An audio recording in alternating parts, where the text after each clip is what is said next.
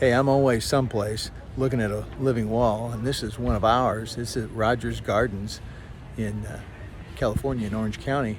And Elevation Living Walls built this for them, gosh, 5 years ago maybe. It's unbelievable. I mean, look how far these succulents come out of the sock. The depth and the texture of this thing, wow. I am in love with it. Well, I finally made it out to California, and my first stop had to be the wall that Elevation built at Rogers Gardens. And really, I see people take pictures in front of it all the time, and it's stunning. But you got to be in the presence of it. I mean, look at the distance these succulents come out from the structure. You would never guess that our Varden trays and socks are in there, and they've been in there for years and years. Look at some of them in there, I mean, this dude is coming out to greet you. I love being in the presence of it, and that's what people like when they take photos.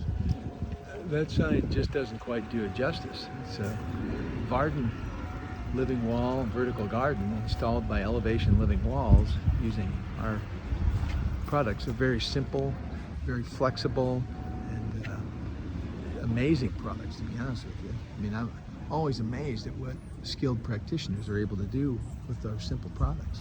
I think one of the coolest things, this is truly a Mediterranean climate living wall. You couldn't do this in St. Louis, but look, I got my hand here. Look at the size of these guys. I mean, they're bigger than my head, and I got a decent sized head. Wow, it's pretty darn amazing just how awesome these are. And the variety. David has created a masterpiece here.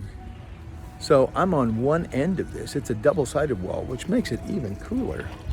And it was really great that Rogers, believed in our system several years ago when we were just getting going, and let Elevation create this. But look at this. This is the other side, and this side is every bit as good.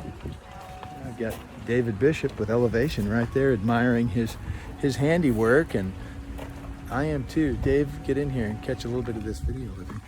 Here we are in front of our baby.